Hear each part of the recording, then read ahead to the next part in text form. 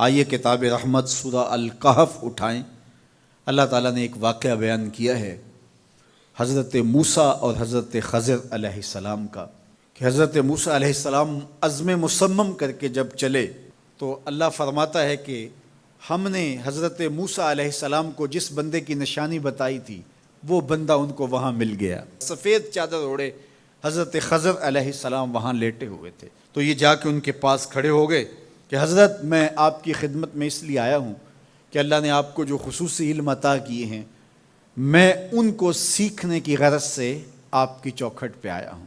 کہا تم میرے ساتھ صبر نہیں کر پاؤ گے، معاملے مشکل ہیں، سفر دشوار ہے، منزل کٹھن ہے، اور میرے معاملات ایسے ہیں کہ تم اعتراض کرو گے، اس کے بغیر تم رہ نہیں سکتے۔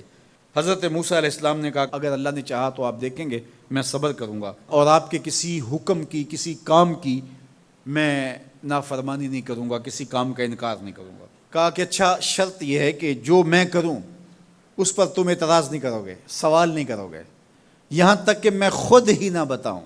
تو کہا کہ یہ شرط ٹھہری، میں کوئی بات نہیں کروں گا۔ فانطلقا، دونوں چل پڑے، دریا کے پار جانا تھا۔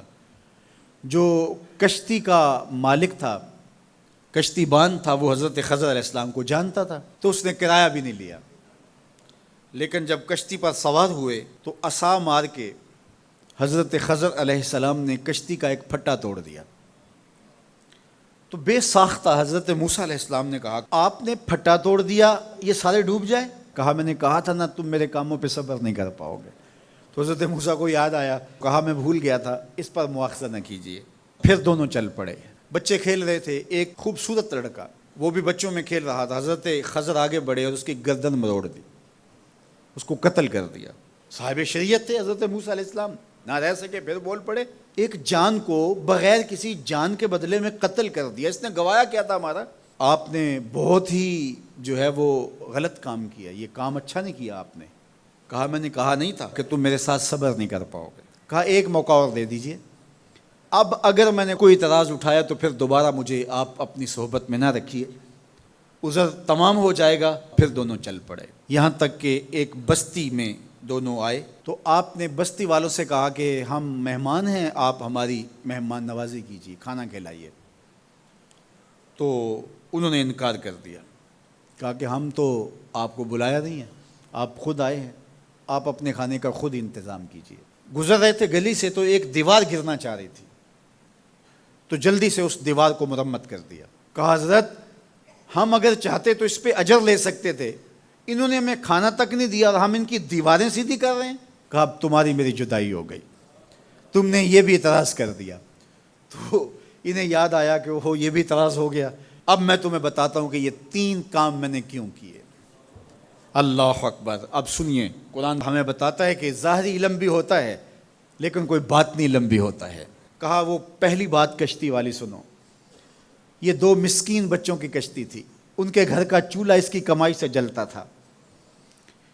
دریا کنارے کنارے ایک ظالم بادشاہ رہا تھا جو لوگوں کی کشتیاں چھین رہا تھا، ہم نے تھوڑا سا عیب لگا دیا، وہ ٹوٹی کشتی چھوڑ کے چلا گیا۔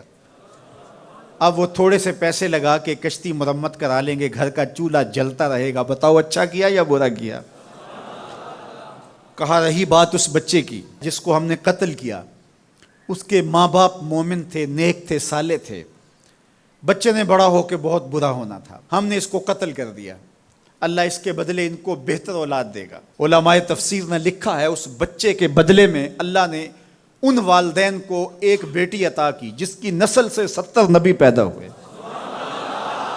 دیوار کی کہانی بھی سن لیجئے، یہ شہر کے 2 یتیم بچوں کی دیوار تھی اور اس کے نیچے ان کا خزانہ تھا، اور ان کا باپ بڑا نیک تھا۔ خزانہ دیوار کے نیچے ہے، دیوار گرنا چاہ رہی ہے، کسی معمولی دھکے سے گر جاتی۔ 2 ہی صورتیں تھیں، یا وہ بچے خود اپنا خزانہ اٹھا لیتے یا لوگ اٹھا کے لے جاتے۔ لوگ اٹھا کے لے جاتے پھر بھی ہاتھ میں کچھ نہ آیا، اور اگر وہ خود اٹھا لیتے تو بچے ہیں، بچپنے کی وجہ سے وہ اس کو اڑا دیتے۔ تو ہم نے اس کے اوپر دیوار کھڑی کر دی، جب تک وہ اس قابل نہیں ہو جاتے کہ یہ خزانہ نکال کے اس کو صحیح مصرف پہ لگا سکیں، اتنی دیر تک دیوار گرے گی نہیں۔ اللہ اکبر۔ وہ کسی وجہ سے دیوار قائم رہے گی، اور جب وہ اس عمر کو پہنچ جائیں گے جس عمر میں وہ اس خزانے کو سنبھال سکیں گے تو پھر دیوار خود بخود گر جائے گی اور یہ خزانہ نکال کر کے اپنے کام پہ لے آئیں گے۔ میں جب پہلی مرتبہ اس کو جو ہے وہ غور کے ساتھ تلاوت کیا تو مجھے یہ لگا کہ اس کا انطباق پاکستان کے حالات پہ بھی ہو سکتا ہے، اس لیے کہ یہ بھی یتیموں کا سرمایہ ہے۔ کتنے یتیم روتے بلکتے رہ گئے اور ان کے سر سے جو ہے وہ سائے اٹھ گئے اس وطن کے لیے، لیکن میرے مالک نے اس ملک کے خزانوں پر گہرے پہاڑ اور بڑی بڑی دیواریں کھڑی کر دی ہیں۔ جب تک یہ قوم بلوغت تک نہیں پہنچے گی اتنی دیر تک وہ خزانے ظاہر نہیں ہوں گے، اور جب یہ قوم اپنی بلوغت تک پہنچے گی، شعوری بلوغت، فکری بلوغت، علمی بلوغت، اور رب سے جو وعدہ کیا تھا پاکستان کا مطلب کیا، لا الہ الا اللہ، جب اس بلوغت تک یہ پہنچ جائے گی، اس وعدے کی تکمیل ہوگی، پھر رب دیوار ہٹا دے گا اور پاکستان کو اللہ اتنے خزانے دے گا اور پاکستان ایسا مالا مال ہوگا دنیا دیکھنے آئے گی انشاءاللہ۔ اس لیے رب نے دیواریں بنا کے رکھی۔ تمہارا باپ معین الدین چشتی بڑا نیک تھا، تمہارا باپ داتا گنج بخش علی حجویری بڑا نیک تھا، تمہارا باپ حضرت مجدد الف ثانی بڑا نیک تھا، ان کی وجہ سے میں دیواریں کھڑی کر رہا ہوں اور مضبوط حصار لگا رہا ہوں تمہارے خزانوں پر، اور وہ وقت آئے گا جب تم بلوغت کی عمر کو پہنچو گے دیواریں ہٹ جائے گی اور تمہارا وطن زمانے پہ مہکتے پھول کی طرح اور چمکتے ستاروں کی طرح اور روشن آفتاب کی طرح چمکتا اور مہکتا دکھائی دے گا، اور زمانہ پاکستان دیکھنے آئے گا، پاکستان دنیا کی قیادت کرے گا انشاءاللہ۔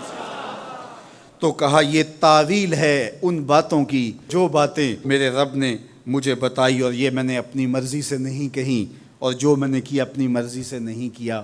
تو یہ باطنی باتیں ہیں، شاید یہ باطنی باتوں کے جوش میں یہ بات بھی میں کر گیا۔